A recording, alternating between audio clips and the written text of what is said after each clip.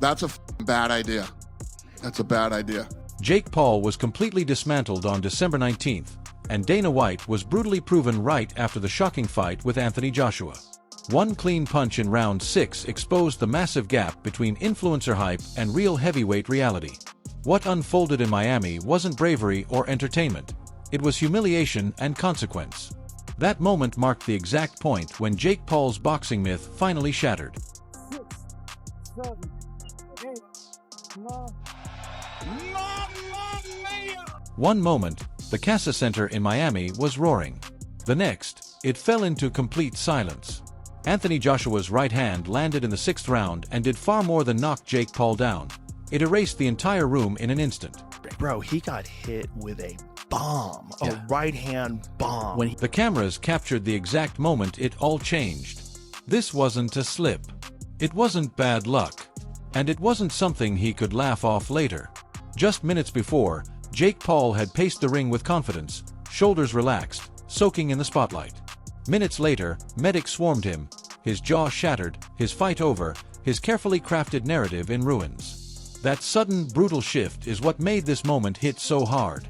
This wasn't just a loss, it was the collapse of a meticulously maintained illusion. Look, that guy did great for someone who's been boxing for like less than a decade. Let me make this absolutely clear. Jake Paul didn't accidentally end up here. His boxing career was meticulously crafted, step by step. Opponents were carefully selected, weight classes strategically managed. He steered clear of true heavyweights early on, opting for names that drew attention without posing the greatest risk: older fighters, smaller fighters, or athletes from other sports. The strategy worked.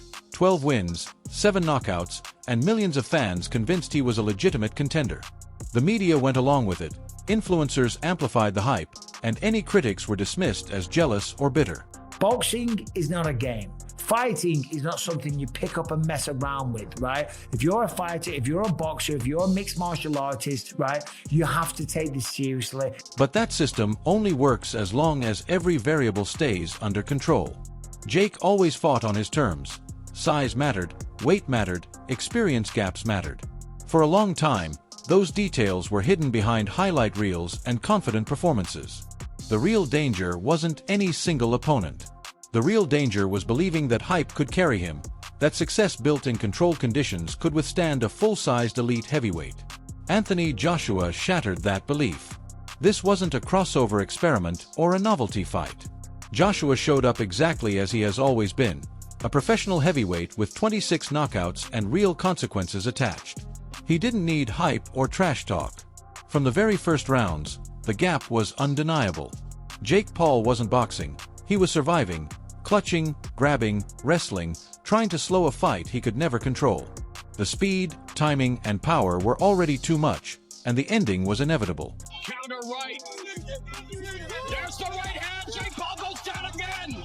Man, he's fired. He needs to keep moving them feet like he was in the early rounds. But Joshua stayed composed. He didn't rush, and he didn't chase a viral moment. He waited. In the 5th round, the warning shots landed. Jake went down. With each knockdown, his confidence eroded further. The 6th round wasn't dramatic. It was inevitable. One clean right hand, perfectly timed and perfectly placed, letting gravity do its work. Best shot at the moment. Not that much is going to happen. And it almost... Oh, there's the left hook. Oh, and when Jake stayed down, the numbers painted a harsh picture. It was the first knockout loss of his career, and his 2nd overall defeat. His record now sits at 12 wins and 2 losses. Meanwhile, Joshua walked away with his 29th victory and 26th knockout as if it were just another night at the office. Jake, however, left with a broken jaw, surgery, hospitalization, and a liquid diet. You can debate decisions, argue over scorecards, but you can't spin shattered bones. But let me tell you what, a lot of people watch that one. Will you watch it? Sure. You know what everybody's tuning in for on that one. That's where Dana White comes into the story, not as a promoter, not as a commentator, but as the man who predicted this exact outcome long before the bell rang. Dana didn't keep his opinion to himself. He said it publicly. He called the fight a bad idea, warning that Jake was stepping into a level he didn't fully understand. At the time, people laughed it off, claiming Dana was bitter or afraid of influencer boxing. But after the knockout, Dana didn't need to say a word. That quiet smirk said it all. This wasn't personal. It was entirely predictable. Fight for a second. It happened in the 6th round, and it happened in a 22-foot ring. And that's what stings the most for Jake Paul. This wasn't bad luck. This fight didn't just reveal a gap in skill, it exposed a gap in understanding. Boxing isn't a game you can level up in with confidence alone. It doesn't care about followers, hype, or branding.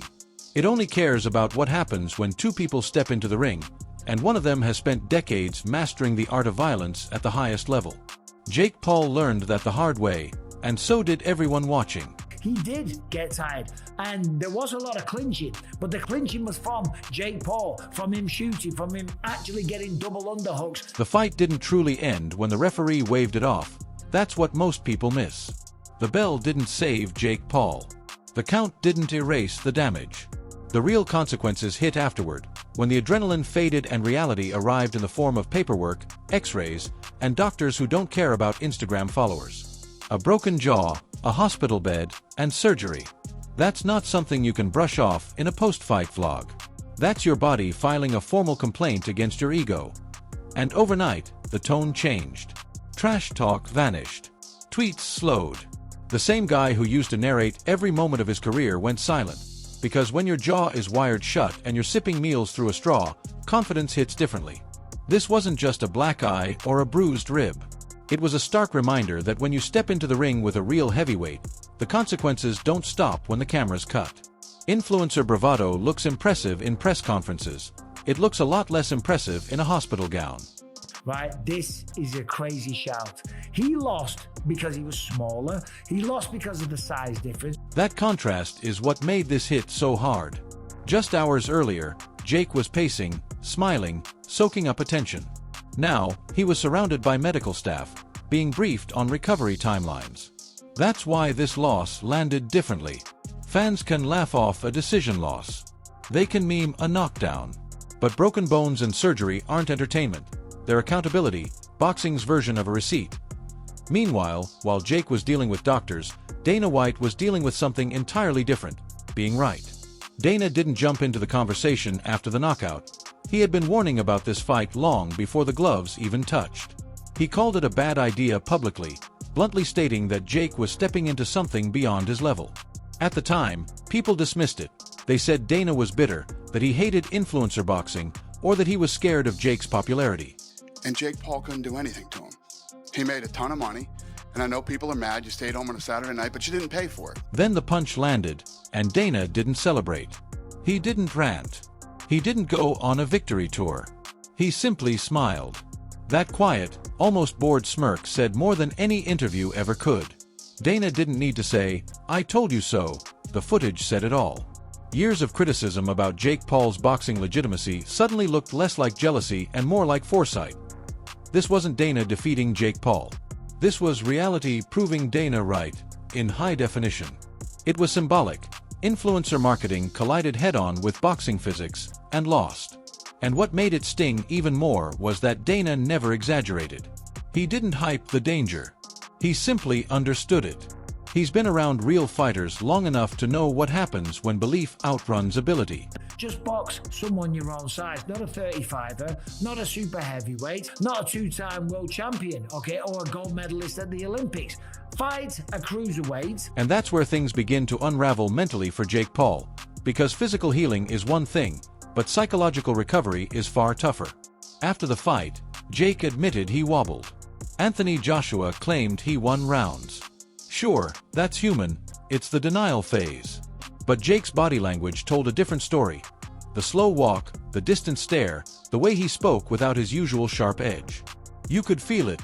Something had shifted. It wasn't the best performance. It wasn't the best. The end goal was to get Jake Paul, pin him down, and hurt him. That has been the request leading up, and that what was on my mind. It took a bit longer than expected. This was Jake Paul's first knockout loss. Losing a decision hurts your record. Getting knocked out changes how you see yourself. It forces questions you can't algorithm away. Jake has always been able to control the narrative. New opponent, new angle, new storyline. But when you're put away like that, there's no reroute. The difference between losing and being stopped is massive. A decision loss lets you argue. A knockout shuts the conversation down.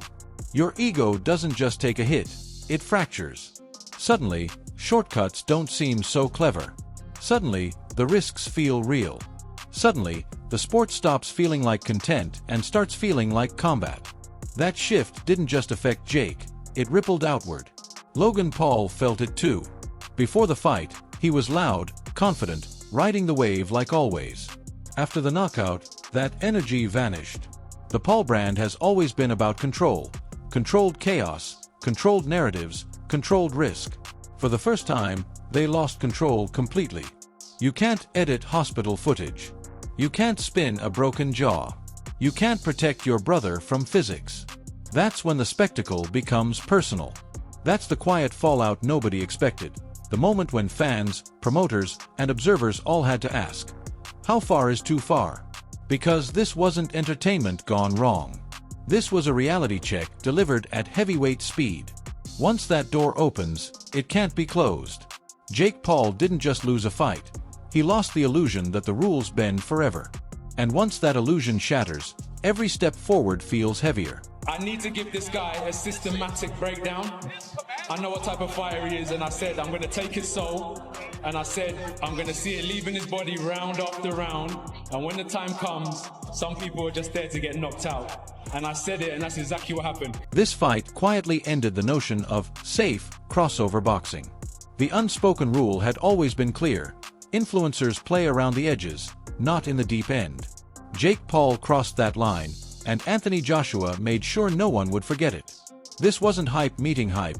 This was hype crashing headfirst into levels it couldn't reach.